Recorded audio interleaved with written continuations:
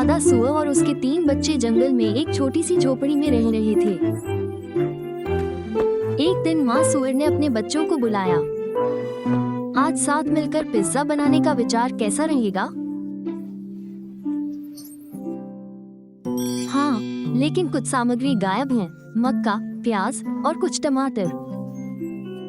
मैं और मेरे भाई गायब सामग्री लाने जाएंगे। माँ, चिंता मत करो, हम अभी वापस आएंगे। इसलिए तीनों छोटे सुअर उत्साहित होकर बाहर चले गए। उन्होंने अलग जाने का निर्णय लिया क्योंकि उनमें से प्रत्येक को अलग अलग सामग्री मिलेगी। एक मकई के खेत में गया, एक प्याज के खेत में और दूसरा टमाटर के खेत में।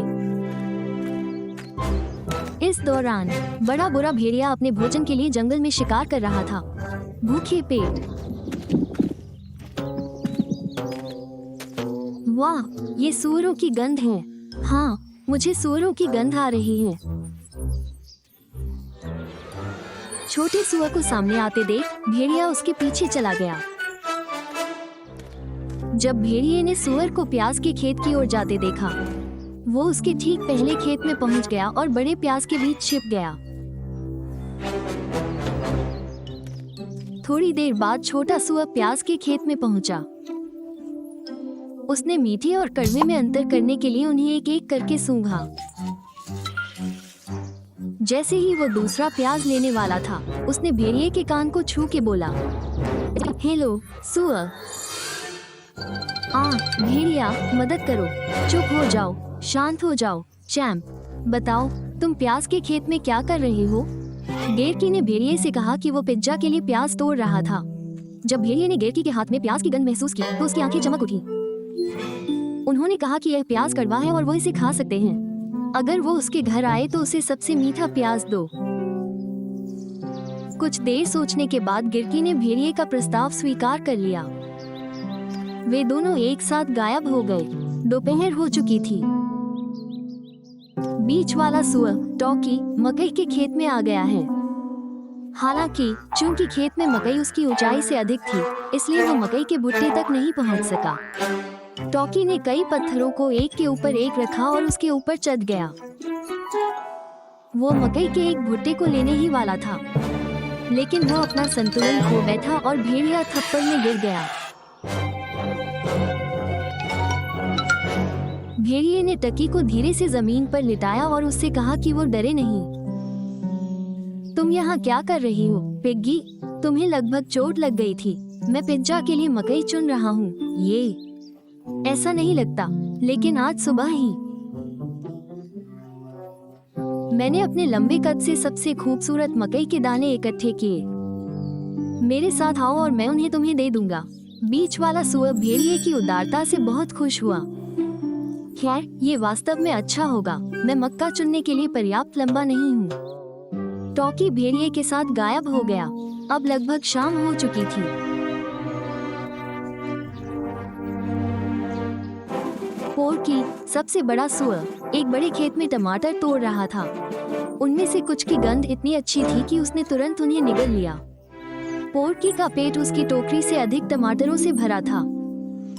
जब वो खुशी खुशी मैदान में घूम रहा था, अचानक उसका सिर एक लकड़ी से टकराया और वो जमीन पर गिर पड़ा। जब उसने ऊपर देखा तो उसे एक बड़ा खतरनाक भेड़िया बिजुका के वेश में दिखाई दिया। मदद करो, ये भेड़िया है। अरे सुअर, शांत हो जाओ। मैं तुम्हें चोट नहीं पहुंचाऊंगा। नहीं, मुझे तुम पर विश्वास नहीं है। तुम बड़े बुरे भेड़िए हो। पोर्की ने भेड़िए से पूछा कि वो टमाटर के खेत में बिजुका जैसा आकार लेकर क्यों खड़ा है। जब भेड़िए ने कहा कि वो अपने खाली समय में इस तरह किसानों की मदद कर रहा है, सुअर को भेड़िए के अच्छे इरादे समझ में आ गए और वो थोड़ा शांत हो गया। तुम यहाँ क्यों हो छोटे सुअर? अच्छा, मैं तो पिज्जा के लिए टमाटर चुन रहा था। पिज्जा? मुझे ये बहुत पसंद है, लेकिन सिर्फ टमाटर ही काफी नहीं है। आपको पनीर, मशरूम, मिर्च और सबसे महत्वपूर्ण चीज की भी जरूरत है। हाँ, सबसे महत्वपूर्ण चीज ओवन है। सुअर का बच्चा, ओवन। यदि आपके पास अच्छा ओवन नहीं है तो ये सभी सामग्रियां बर्बाद हो जाएंगी। कुछ देर सोचने के बाद सबसे बड़े सुअर ने भेड़िए को सही बताया क्योंकि उनके घर में ओवन था। बहुत छोटा था और पर्याप्त गर्म नहीं हो रहा था। चलो मेरे ओवन के पिज्जा से खाओ, आप इसे तृप्त नहीं कर पाएंगे। पोर्की भेड़िए का प्रस्ताव स्वीकार कर लिया और वे चले गए एक साथ। जब सूरज डूब गया और माँ बाहर आई, माँ सुआ अपने बच्चों के घर लौटने का बेसब्री से इंतजार कर रही थी। इस बीच भेड़ियों में से सुअर भाइयों की चीखें उठने लगीं। मदद मदद मदद मदद मदद। ये पता चला कि दुष्ट भेड़िए ने सभी को फंसा लिया था। सुअर भाइयों को मांद के अंदर पिंजरे में बंद कर दिया गया। उन्हें ग्रहण करो और उनका उपभोग करो। फिर उसने लकड़ियों को एक एक करके चूल्हे में व्यवस्थित किया और बहुत बड़ी आग। मैं तुम्हें बताना भूल गया, सुअरों, मेरा पसंदीदा पिज्जा पोर्क वाला पिज्जा है। सुअर भाई डर के मारे एक दूसरे से गले मिले। जैसे ही भेड़िया आग को और बढ़ाने के लिए भट्टी में कुछ और लकड़ी डाल रहा था। पोर्की एल। सुअर ने बगल में फूल की खुली बोरी देखी। उसने बड़ी मुश्किल से हाथ बढ़ाया। उसने मुट्ठी भर आटा लिया और अपने भाइयों में बांट दिया। बस जब बुरा भेड़िया दरवाजा खोलने वाला था, पिंजरे का दरवाजा खोलो और छोटे सुअरों को ओवन में फेंक दो। वे सबने अपनी हथेलियों में रखे फूल भेड़िए की ओर फेंके। मेरी आंख, कहाँ हो तुम? कहाँ हो? मुझे कुछ दिखाई नहीं दे रहा। जल्दी से यहाँ आओ। भेड़िए को अपने चेहरे पर लगे फूलों के कारण कुछ भी दिखाई नहीं दे रहा था। इस अवसर का लाभ उठाते हुए बीच वाले सुअर टॉकी ने भेड़िए को जल्दी से पिंजरे में धकेल दिया और छोटे सुअर ने भेड़िए को अंदर बंद कर दिया। तो आप क्या कह रहे थे? सुअर का मांस वाला पिज्जा, है ना? अब यहाँ खाली पेट बैठो तो शायद तुम्हें होश आ जाए और हम अपना स्वादिष्ट पिज्जा खाने जा सकते हैं। आओ भाइयों। नहीं, आप नहीं जा सकते। आप मुझे यहाँ नहीं छोड़ सकते।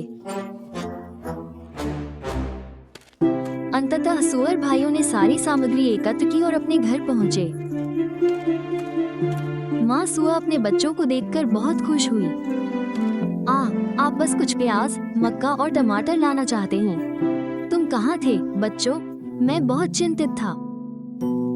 उन्होंने एक एक करके अपनी माताओं को बताया कि उनके साथ क्या हुआ था। बाद में उन्होंने मिलकर पिज्जा बनाया जिसकी खुशबू बहुत अच्छी और स्वादिष्ट थी। उस दिन से गेरकी, टॉकी और पोर्की ने अपनी माँ से वादा किया कि वो कभी भी किसी अजनबी से बिना बताए कुछ भी स्वीकार नहीं करती थी।